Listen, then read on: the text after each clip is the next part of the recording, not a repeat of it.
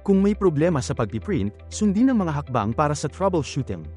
Buksan ang control panel sa iyong computer at pumunta sa Devices and Printers. I-click ang pangalan ng iyong printer at piliin ang Printer Properties. I-click ang Print Test Page upang mag-print ng Windows Self-Test Page.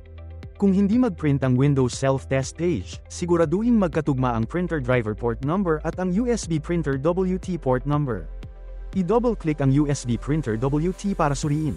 Pumunta sa Hardware tab at piliin ang USB Printing Support.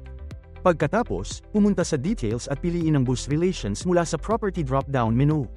Tandaan ang pangalan ng USB port na ipinapakita. Susunod, piliin ang Printer Properties. Pumunta sa Ports tab at piliin ang tamang port name na tumutugma sa USB printer WT port name. I-click ang OK upang isave ang port number kung binago ito para magtugma. Mangyaring i-restart ang printer bago magsimulang mag-print.